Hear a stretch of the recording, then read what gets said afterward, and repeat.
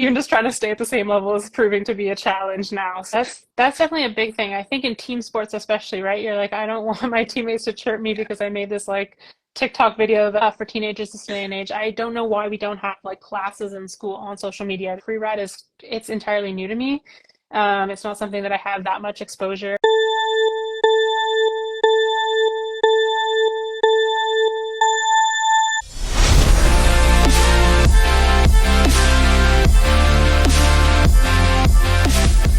There she is. Welcome to the show. Yeah, thanks for having me. How's it going? I'm very well. How about yourself? Oh, good. Enjoying the heat up here in Canada. It's actually hot up here. Fantastic. For a change, I would assume. Yeah, exactly. Great. Let's delve into this. I want to introduce you to our audience and want to welcome our guest, Natalie Allport. Natalie is a 2 times CrossFit sanctional athlete, former World Tour snowboarder, mental health advocate of the All In Project, a TEDx speaker, and founder of the consultancy agency 93 Agency. Also, she's got a great experience store set up on the Sport App, so head over there, check out some unique experiences with Natalie. Let's delve into this. How did you get to snowboarding? How did you change from snowboarding to CrossFit? And what do you do now? Oh my gosh, loaded question, I think. I think you just asked my whole life story, but yeah, getting into snowboarding was kind of random. I mean, I grew up like skiing and I actually was born on the West Coast, so I was on skis and like hockey skates when I was 2. And then we moved to the East. I think I was like around 6 years old. And I was really into hockey, all the different other sports. I got into skateboarding somehow. I don't really know how that came to be, but I really liked it. And then we were skiing. I think I was like maybe 11 or 12. And one day I just like traded in my rental skis for a snowboard because all the cool kids in my class at school were snowboarding and I wanted to be like them. So I traded in and I thought I would be good and I was absolutely horrible. So I tumbled straight down the hill. I was lucky not to get a concussion day one. But something about it just like really stuck with me that even though I wasn't that good at it right away, I just really wanted to be good at it. Like there was just something that really attracted me to it. And just the challenge of like similar to skateboarding where you're spending all day trying to land one trick and then that feeling of accomplishment when you actually do it. I really like that like personal satisfaction and that whole part of it. So that's how I got into it. You want to dive into how I Yeah, got into the rest?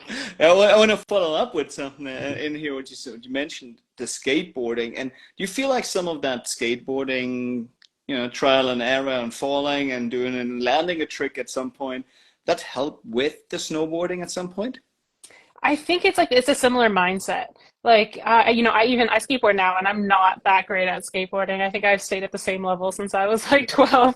But even just trying to stay at the same level is proving to be a challenge now. So yeah, I think it's that same mindset of like sticking with a trick. I was just out in Mammoth and it took me like 3 days to land this one trick that I really wanted to get on this one rail. And it's just like getting back up, doing it over again, and also like reframing that not getting it is not a failure. It's like just part of the process of eventually getting it and landing it. So How did you get into that mindset of, and hey, this is, it may take longer, or failing isn't really failing.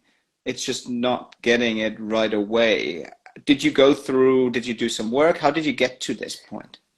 I think, in some ways, I think it's part of the sport culture. Like even if you watch like a snowboard or a skateboard movie or video, you see like the bails and you see how long it takes. And I've been lucky to be around people who are like filming projects and things like that. And you see that it can take them 2 days to land the one trick that's going to make it into the snowboard movie or the snowboard video.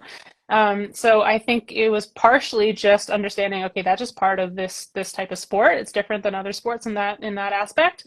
And then, I think like I've been able to take that over to other parts of my life, I suppose. And I think it's just, yeah, looking at it like that it's all just learning, right? And so it's all different learning processes. Like for example, when I'm lifting weights, like if I'm filming something and I can go back and review like little things, part of it, I was like, oh, that's why I failed this rep. Let me like try that a little bit differently. And then I try it and maybe I failed again and I can keep tweaking that next part. Then eventually when you get it, it was like, okay, none of those things were failures. They were just learning lessons along the way. Like it was experience to be able to then eventually get it. And that's a really good learning moment for others as well. It's like, hey, there's always this you learn what doesn't work is also a learning part of what will work in the end. But obviously, someone who's landing tricks on a snowboard and the snow hurts. People can, I mean, the rails hurt. So it's that, okay, let me constantly go back to it and wanting to get better despite falling and being hurt, etc. So I know you had a shoulder injury and that would kind of push you into what's it, CrossFit? But can you delve into more into that? Okay, well, I shifted to CrossFit, but then, oh, something really attracted me to continue pushing myself in CrossFit. Yeah, well, I kind of just fell in love with like the training aspect for snowboarding. So that's how it all kind of started was I just like got in the gym to prevent injuries snowboarding and improve my performance and confidence on the mountain. And then it kind of turned into learning the Olympic lifts to get more powerful in my hips for snowboarding as well, because you're doing so much jumping. And then I don't know, when I would be injured, I would just spend my time like learning and trying to research different things about training. And that like led to me starting CrossFit and like obsessing over those like little movements and different things. And so I think it's what for me is that there's so many different things to do. Like it's kind of boring for me just to like hop on a bike for an hour every day or something like that. But you know, I can be at the gym for like 4 hours and I'm not necessarily bored because we're doing so many different things. I also think that probably just plays into my ADHD. Like I love to be working on different things and have different projects on the go. And so like, you know, there's one day working on gymnastics or in the same day, you know, gymnastics, conditioning, weightlifting, like we're moving from aspect to aspect. It's kind of like gym class in school in a way.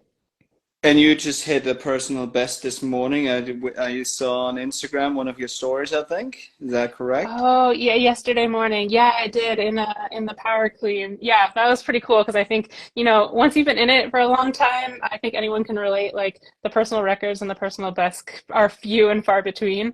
And there's a lot of days where you're like, why am I not doing as well as I was the day before, especially coming back from injury? You know, like I'm still trying to hit things that I was 3 years ago when I wasn't injured. So to hit that was pretty cool and just like a cool progression moment. So I try to like soak it in and celebrate it a little bit because again, they don't happen that often. Yeah, congratulations. And I think that's that mindset that you had with the snowboarding as well with the CrossFit as in that I'm focused, but I also want a diverse range of experiences. That's something that I think a lot of people I don't want to say struggle with this. It's because that struggling sounds negative, but you know what I mean? It's like, well, it's like I want lots of different things, but how do I then focus and how do I then obsess over one thing? How do you find that balance? As when you just mentioned ADHD, I'm someone who's got a vast range of interests. I'm like, oh, there's something interesting, and I was like, I want to do this, I want to do this. So how do you then focus on no focus, get this done, and do it really well? I like to look at things as seasons and almost break it down like a training plan in a way. So it's like, okay, I have all these like different interests and then kind of laying them out and being like, you know, there's things that I've tried to do or that I've enjoyed doing over the past few years. And I'm like, I really like this. But right now, like my focus is training and creating content and doing different things. And I'm like, I have to say no to some of these things and know that like 10, 20 years from now, perhaps I can do some of those things. So I think it's like putting things into perspective and recognizing that, you know, life is both short, so you like want to do what you want to do in the moment, but also really long. And so framing out like, you know, what's most important for me right now, what in this window of time is going to be my main focus, and let me try to say no to other things that are going to block out my time from saying yes to these things that come in this opportunity. And that's a really interesting aspect of time management as an athlete, but then you've also working with athletes and part of your agency. Can you tell us a little bit more about that aspect of your life? Yeah, over the like during the pandemic especially, you know, everyone was at home and so I was like, I have a lot more time, I'm injured, and so I was able to help out a lot of other athletes who were trying to kind of do the same thing, you know, either create content or market themselves, especially in the women's sports space. I think, you know, social media reduces those barriers to entry where we're seeing like 4% of sports media go to women athletes and women's sports, versus on social media, women athletes and women's sports are proving to be gaining a lot of traction. There's fans out there and it's like a direct connection right there. And so that's a way that women's sports can grow and women athletes can obviously get sponsorships and brand deals and things that can help support their career and increase their visibility so that they can reach the next generation and inspire the next generation. which is just super important to me. So yeah, helping consult different brands and organizations and sports media stuff in that space has been like really, really fulfilling for me. And similarly, I like both my sports are sports that you don't have a salary. And prize money is, often, especially there's a big disparity between the men and the women. Things are coming closer, but again, like in snowboarding, you're not going out and like, boom, I won this competition. You got 100K for the year from this one event. Like it's not happening like that. And same thing in CrossFit, unless you win the CrossFit Games, which is one person. So like I've always had to like figure out, getting sponsors and different things. That's kind of just how the industry works and snowboarding and those sports. And so I want to help other people be able to do the same thing because I know if I wasn't able to monetize in that way, then I would never have been able to fulfill, or pursue my dreams in these sports. I would literally have to quit and get a normal 9 to 5 job, which nothing wrong with that at all, but it wouldn't allow me the time to train and compete at the level that I want to. And what you just mentioned, snowboarding is not a cheap sport either, right? It's not like, oh yeah, like CrossFit, yeah, you can lift and you can find a rope somewhere.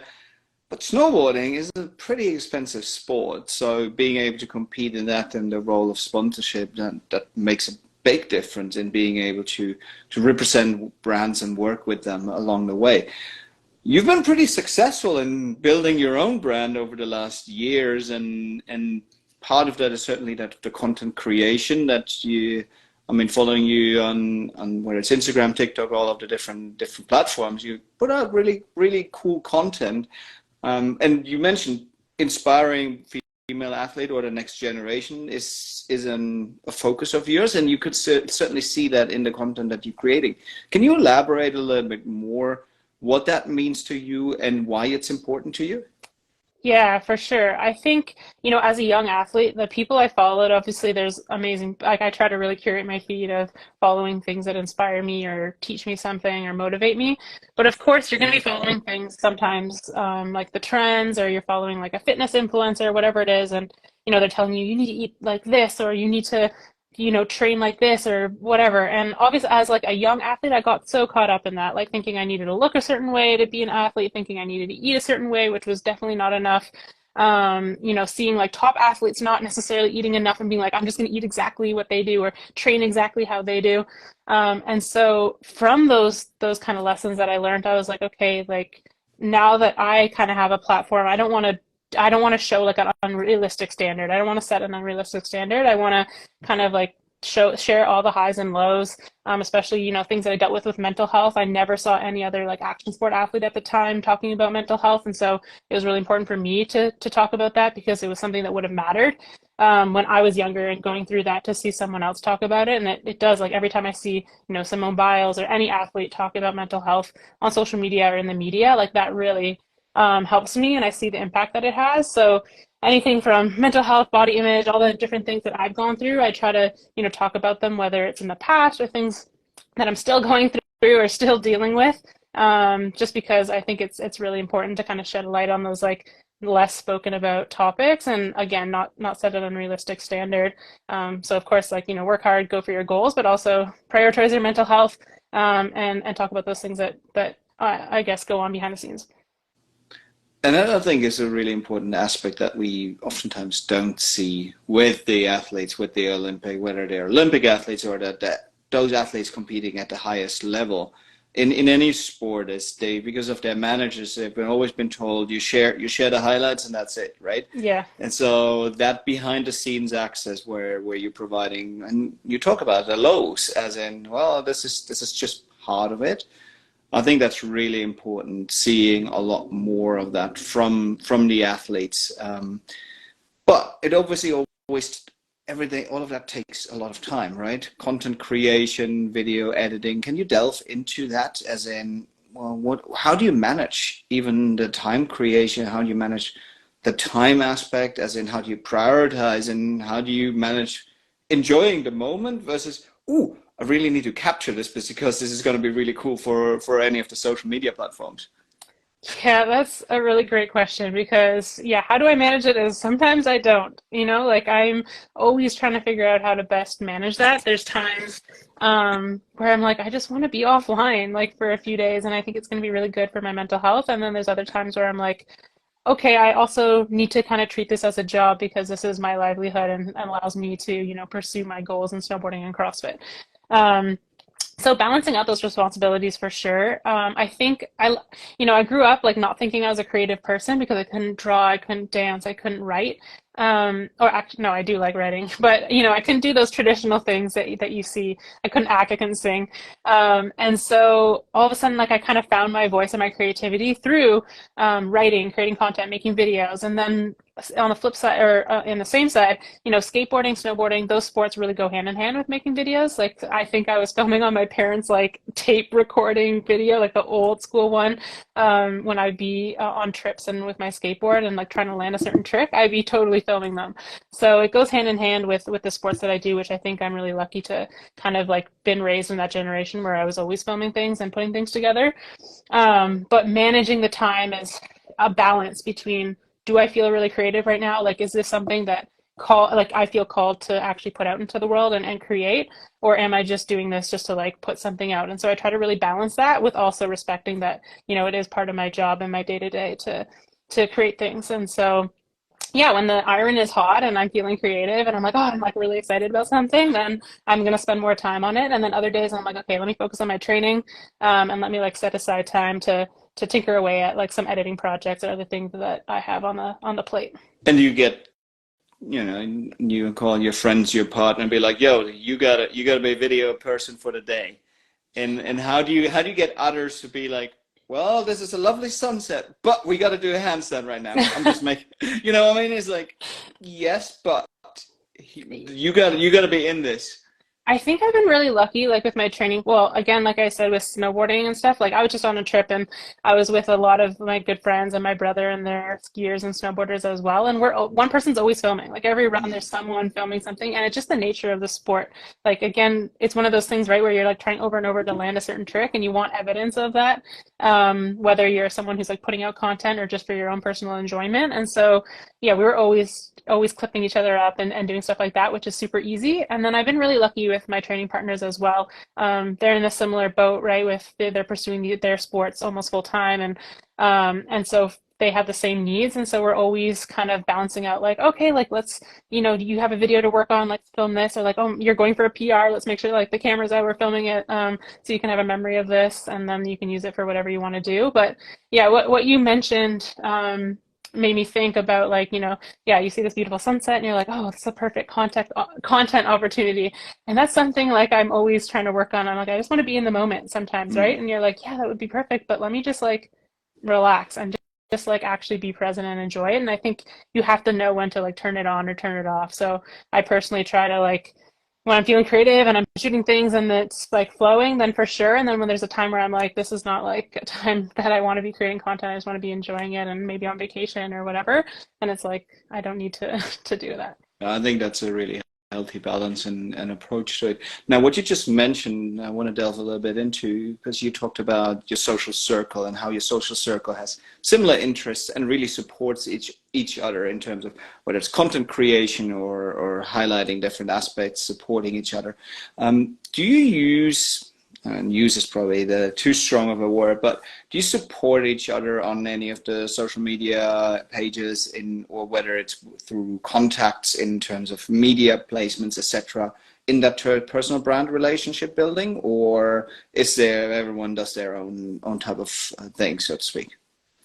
I would say kind of like everyone has their own thing, like I have my training partners that they like to make videos that are kind of just like hype training recaps, and I'm someone who likes likes to add so much context and backstory to everything, and so my content looks totally different, and yeah, like I think everyone just kind of does their own thing and so forth, but often because I've been doing this for so long, and again, like I said, like I was having to get sponsors and do social media and things like that since I was like 16 with snowboarding, that I'll often be kind of like the person who's giving advice to my friends and trying to help them out if they, I have some training partners that are a lot younger than me, and they they're negotiating a sponsorship or doing things like that, like I love to be able to help them out and give them advice with things like that. As well as, with creating content. Like one of my best friends, she's a sprint canoeer, and I'm always like, let me like come and film you on the water because what you do is so badass. It's so cool. I want to personally see way more videos of like you doing that. And she's hopefully making the Olympic team next year for Paris, and so obviously that requires a lot of funding and a big undertaking. So I'm always trying to get cool photos and videos of my friends. Like I really enjoy filming and being like the other person behind the camera and just helping my friends out with whatever they need. So yeah, it's always fun. So note to self, make friends with Natalie because she takes awesome pictures. I will take pictures of you. I always, exactly.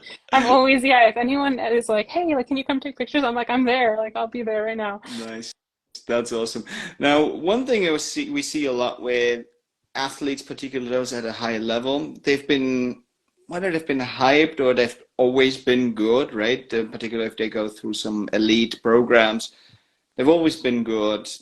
And particularly in Canada and some sports in particular, whether it's hockey or Canadians are generally quite humble. Germans are quite humble. It's like, yeah, not, but Americans not so much.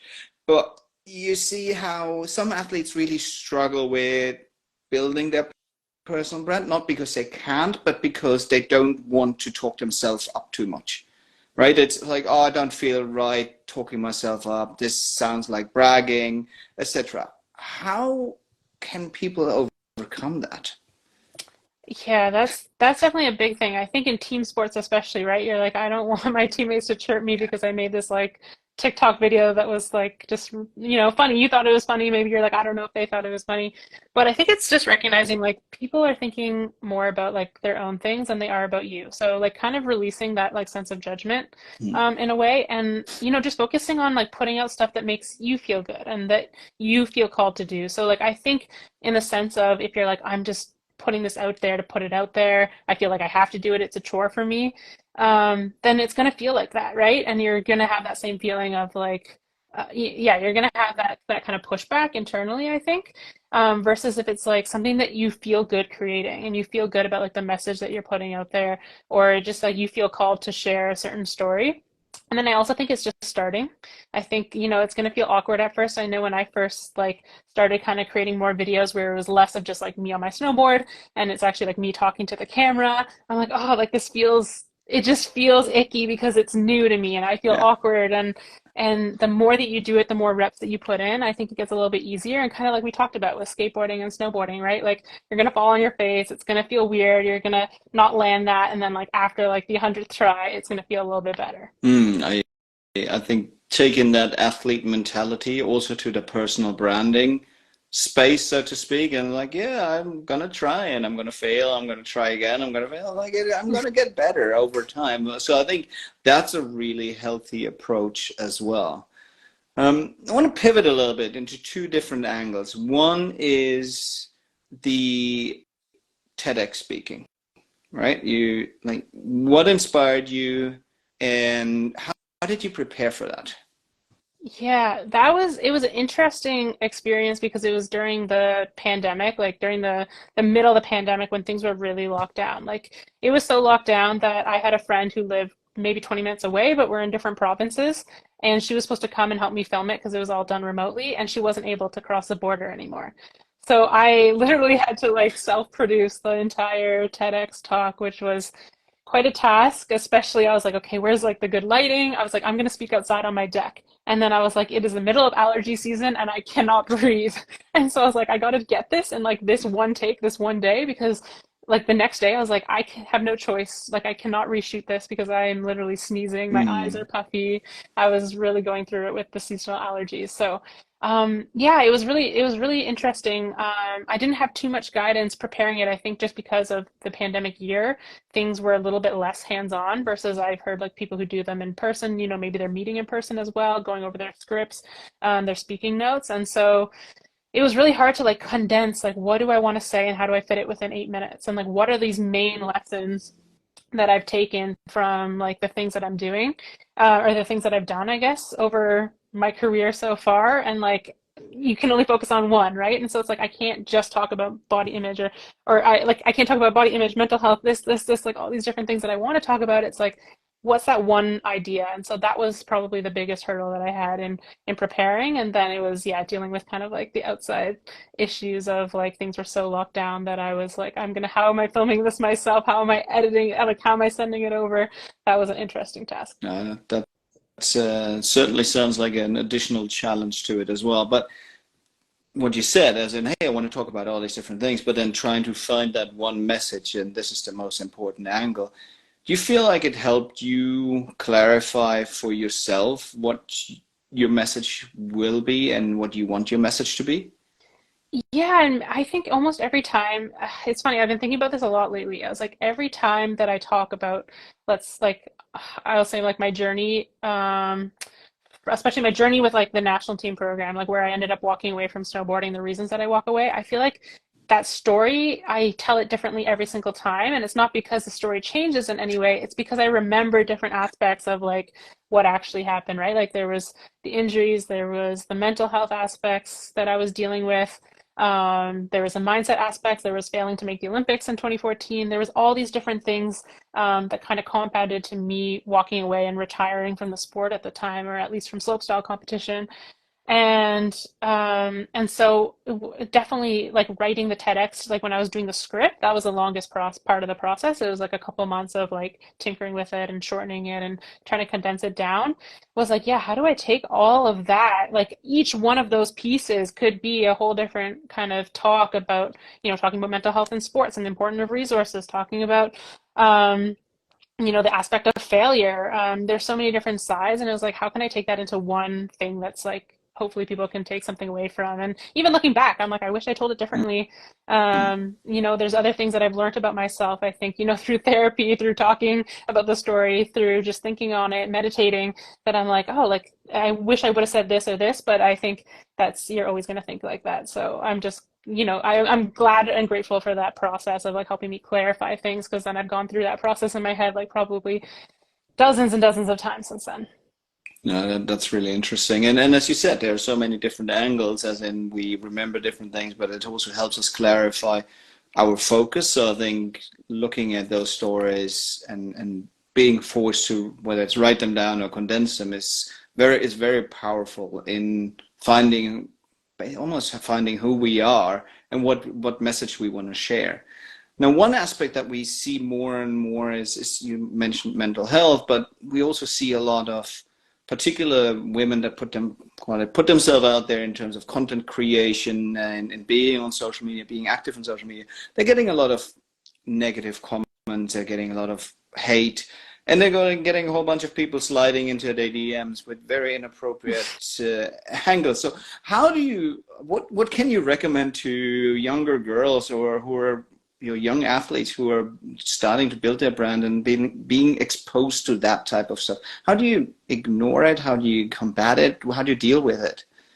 Yeah, I think I'm honestly like, the hard answer is probably like I'm very grateful that as a teenager I didn't have social media, because it just wasn't then. Like, it's so tough for teenagers this day and age. I don't know why we don't have like classes in school on social media, because it's something that plays in everybody's lives and affects our mental health and our view of ourselves and our self-image, and especially during that like developmental stage of life. And so yeah, it's really tough. And so I'm really grateful that I didn't have it then. So what I would say to like athletes in that age group, especially that are going through it right now, is I think if you're the parents, like perhaps set some boundaries, and like talk with your kids about social media. And especially if it's like, if they're in a situation like me where I was like 15, 16 and, figuring out, okay, I need to go to these competitions. I have to get sponsorships. I have a snowboard sponsor, all these different things. So I have to be on social media.